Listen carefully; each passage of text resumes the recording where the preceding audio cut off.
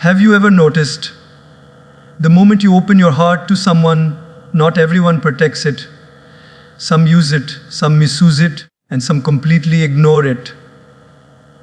Life has taught us one simple truth: not everyone who smiles at you is your friend, and not everyone who listens to your weakness will keep it safe.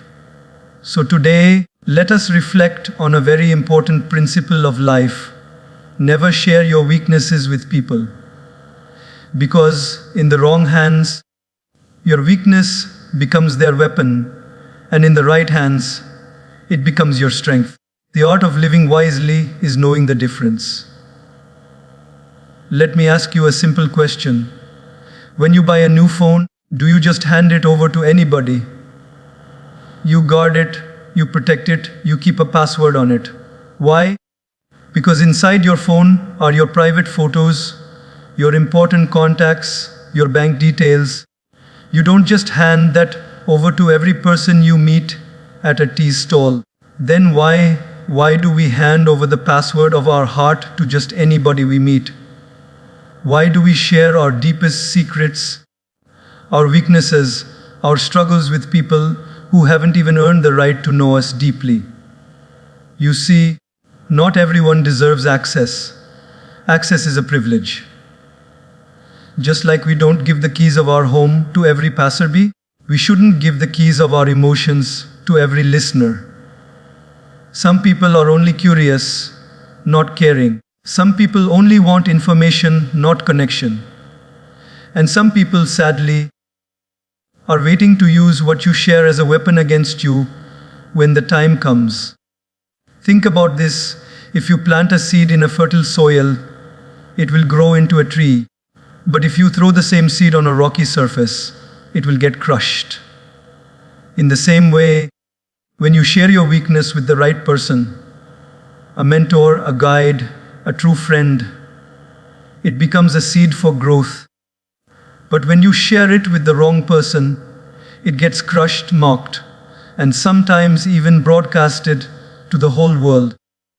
So remember, in life, it's not about how many people you share with. It's about whom you share with. One genuine person is worth more than 1,000 fake sympathizers. Access to your weakness is like access to your treasure.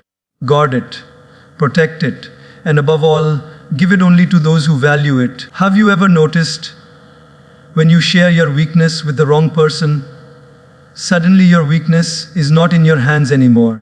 It is in theirs. And my friends, not every hand that holds your weakness will hold it with care. Let me give you a simple example. Imagine you are playing a game of cards. If you show your opponent your cards, what happens? They win, not because they are stronger than you, but because you gave away your power. That's what happens in life as well. The moment you expose your fears, your insecurities, your mistakes to the wrong people, you are not weak, but you make yourself weaker, because now they know where to attack. Think of history. Kingdoms did not always fall because of stronger enemies. Many kingdoms fell because the enemy knew their weakness. The secret entry point, the hidden crack in the wall, the soldier who could be bribed. In the same way, people around us don't always defeat us because they are powerful. They defeat us because we handed them the map of our vulnerabilities. Some people will act very sympathetic when you share. They will say, "Oh, poor you, I understand, don't worry. Your secret is safe with me." But the moment you turn around, that very weakness may become the punchline of a joke, the topic of gossip, or the tool of manipulation. Haven't we all experienced this? Haven't we all trusted someone only to later regret? Why did I tell them this? You see, the real danger is not in having weaknesses, because every human being has them. The danger is in exposing them to people who don't have the maturity to protect them. When you place your weakness in the wrong hands, it's like giving a knife to a child. Not because the knife is bad, but because the one holding it doesn't know how to handle it. So what do? We learn discernment. We learn to pause before we open our mouth. We ask ourselves, if I share this, can it be used against me tomorrow? Does this person truly care, or are they just curious? Because curiosity without care is cruelty, and you cannot hand over your weaknesses to cruelty. Therefore, protect yourself.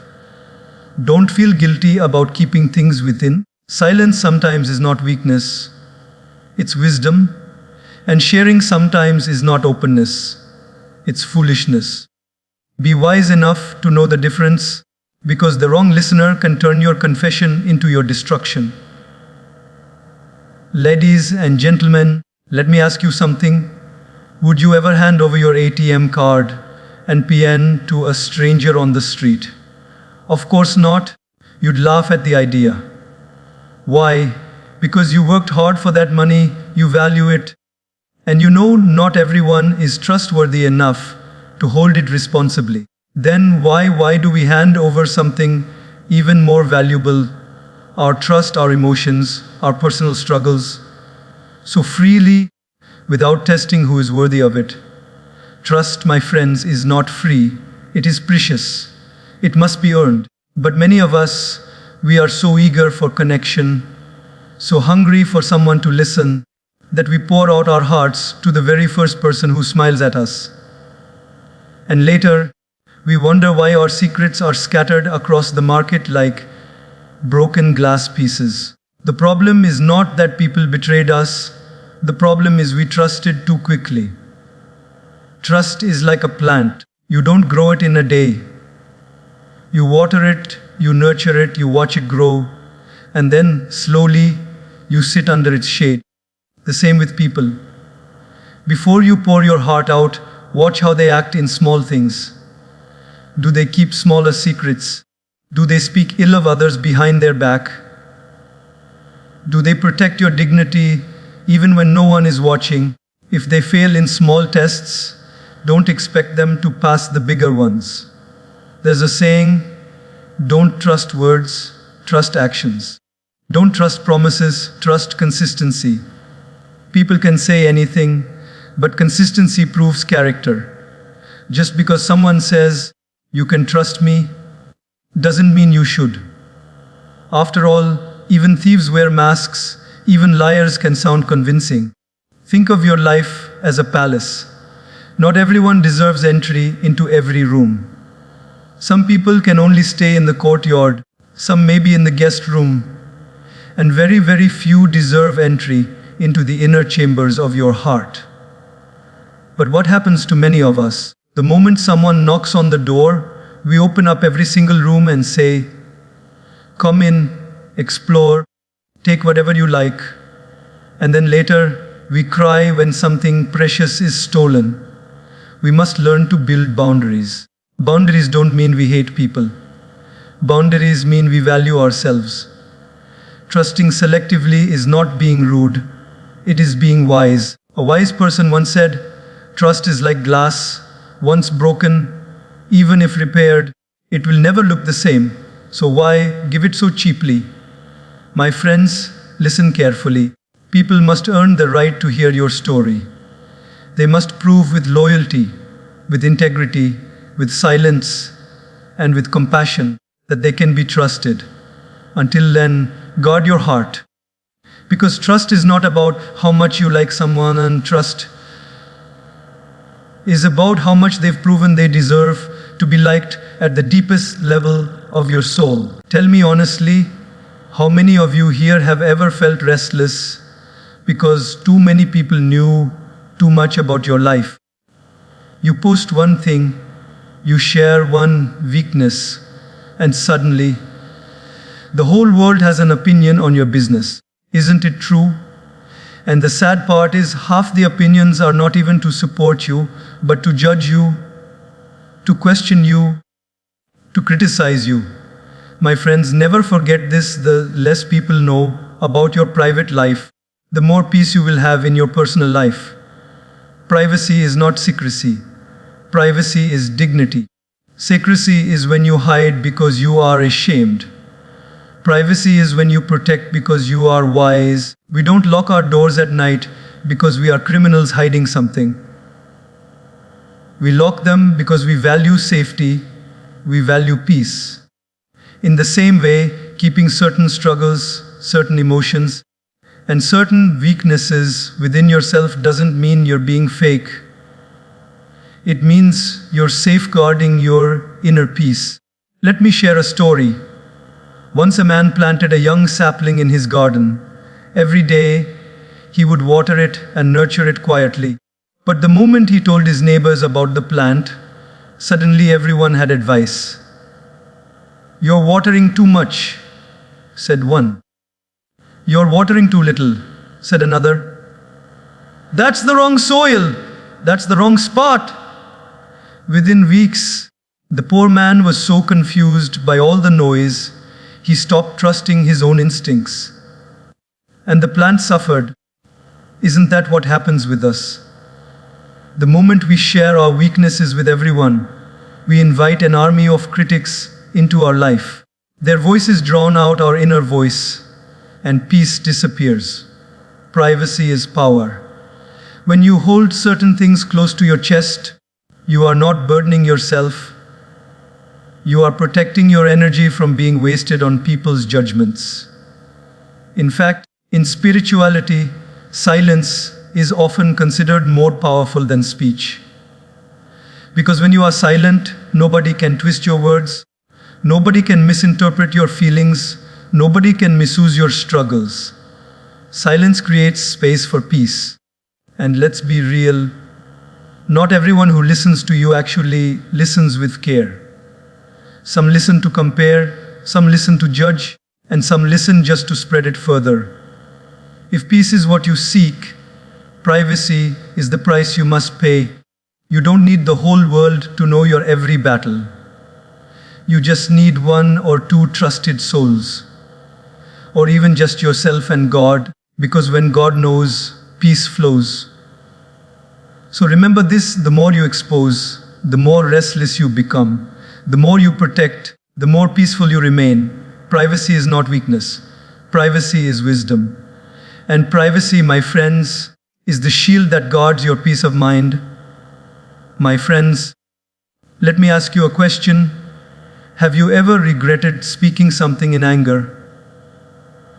But how many of you had regretted staying silent? Very rarely, because silence, though often misunderstood as weakness, is actually one of the greatest forms of power. We live in a world where everyone wants the last word. Everyone wants to prove they are right, to argue, to defend themselves, to expose the other. But let me remind you, silence has won more battles than words ever could. When you choose silence, you choose dignity over drama. When you choose silence, you choose wisdom over impulse. When you choose silence, you choose peace over chaos. Let me give you an example. A wise monk once said, "When a dog barks at the moon does not bark back." Think about that. The moon loses nothing by remaining silent. It shines, it glows, and it moves forward in its orbit while the barking fades away. In the same way, when people criticize you, gossip about you, or try to pull you down, silence protects you from wasting your energy on meaningless battles. Silence says, "I am too focused on my journey to respond to your noise." No, silence is not always about words. Silence is also about restraint. When you keep your weaknesses private, when you don't announce every struggle, when you hold back from revealing too much, that is the power of silence. Because once words leave your mouth, you no longer own them. But as long as they remain within, they are under your control. Silence is also a teacher. Have you noticed? When you are silent, you hear more. You hear what others really mean. You observe what is not being said, and you learn lessons hidden in between the lines. Many times, silence reveals truths that words can never express. In fact, The deepest connections in life are often felt in silence. A mother's embrace, a friend's presence, a prayer in the heart. Silence has its own language, and it speaks louder than 1,000 voices. But here is the real beauty. Silence disarms those who expect a reaction. When someone provokes you, they feed on your response. The more you argue, the more fuel you add to their fire. But when you remain silent, their fire slowly dies out, because silence gives them nothing to burn. That is why silence is not weakness, it is strategy. It is wisdom in action. And let's remember this, even nature teaches us the power of silence. A seed grows in silence. The sun rises in silence. The stars shine in silence. Greatness does not need to announce itself loudly. It simply exists silently, powerfully. So, my friends, never mistake silence for defeat. Silence is not the absence of words. It is the presence of strength. Sometimes the strongest voice is the one that chooses not to speak. Let me ask you something. My friends, in a cricket stadium, how many people actually play the match? Just 22 players on the ground. But how many people sit in the stands? Thousands, millions watching on TV. Now, tell me who really matters for the outcome of the game. The spectators or the players? Obviously the players. Yet, how often in life do we forget this simple truth and allow the noise of spectators to disturb our game? Life is exactly like that. Some people are supporters. They are on the field with you. They feel your struggle. They help you win. They celebrate when you succeed. But most others are just spectators. They watch, they clap, they criticize, they comment. They don't care whether you win or lose. They just enjoy the show. The tragedy is many of us mistake spectators for supporters. Think about it. You share your weakness with someone, expecting them to stand by you. But instead of standing with you, they sit back, cross their arms, and say, "Oh, let's see what happens to him now." They are not supporters. They are spectators. They watch your pain like entertainment. They don't want to help you heal. They want to see how badly you bleed. Haven't we all experienced this? Let me share a small story. Once, a man slipped into a deep well. He cried for help. Some people came, looked inside, and started commenting, "Why did you walk so carelessly? You should have been more alert. What a foolish mistake." They were spectators, analyzing, criticizing, giving advice, but not lifting a finger to help. Finally, one man came, tied a rope, and pulled him out. That man was a supporter. The lesson? Spectators give commentary, supporters give commitment. This is why discernment is so important. Don't confuse the crowd with your crew. Not everyone around you is meant to carry your burdens. Some are just there to watch how you carry them. And if you don't recognize the difference, you'll end up trusting the wrong ones, sharing your weaknesses with spectators who have no intention of helping you, only the intention of watching how far you fall. Supporters, my friends, are rare. They don't just listen to your words, they listen to your silence. They don't just cheer for your success, they stand with you in your struggles. They don't spread your weaknesses, they protect them as if they were their own. Supporters fight your battles when you are too tired to fight them yourself. But spectators, they just sit with popcorn, waiting for the climax of your downfall. So, what should we do? Be wise enough to observe. Who claps only when you win, who walks away when you lose, and who stands beside you when the world walks out. That's your supporter. Everyone else is just a spectator. Don't let spectators have access to your weaknesses. Share only with the ones who have proven their loyalty on the field of your life. Remember this, the world will always have more spectators than supporters. But you don't need many supporters, you just need a few genuine ones.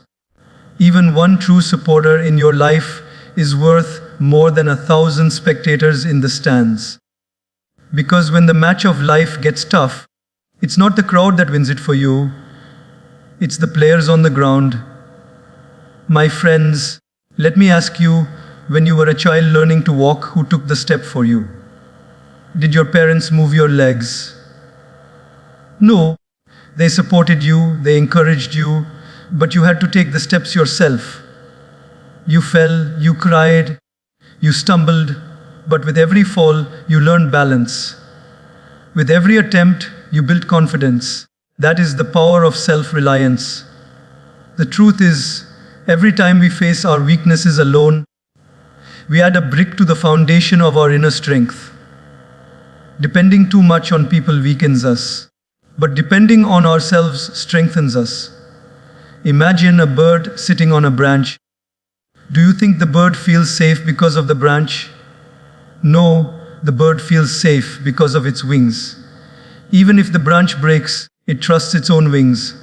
In the same way, real confidence doesn't come from who is holding you. It comes from knowing you can hold yourself. But here's the problem. Many of us hand over our emotional stability to others. We think, if they support me, I'll be fine. If they don't, I'll collapse. That is dangerous. Because when your confidence depends on others, your life is like a boat without an anchor. It drifts wherever the wind blows. But when your confidence comes from self-reliance, you become like a mountain, rooted, steady, unshakable, no matter how strong the storm. Let me share a story. There was once a young man who always complained about his weakness. He said, "I can't face challenges alone."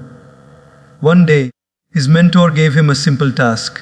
He said, "Carry this small bucket of water across the field without spilling." The young man laughed. "This is easy." He carried it.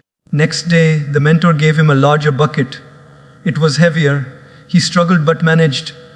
Each day, the bucket grew heavier. Each day, the boy grew stronger. After a month, he was carrying more weight than he ever thought possible.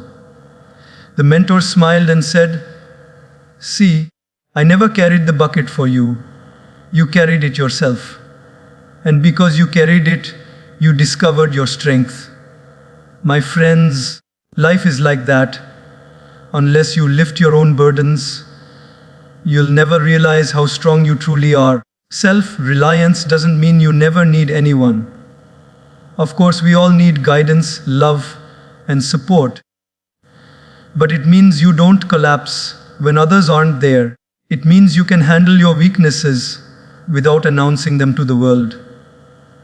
It means you know how to heal, how to rise, how to grow, even if no one claps for you. That is confidence. That is independence. That is inner power. And here's the beauty. When you stop depending too much on others, you also stop being afraid of losing them. Because your peace no longer comes from outside, it comes from within. That's why the great leaders, saints, and wise people we admire, they all stood tall even when they stood alone. They trusted themselves, they relied on their inner strength, and because of that, the world trusted them. So, my dear friends, remember this: self-reliance is not arrogance, it is assurance.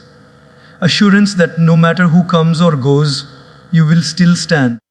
Assurance that your weaknesses will not destroy you because you know how to carry them. And assurance that your confidence is rooted not in others, but in the strength you have built within yourself.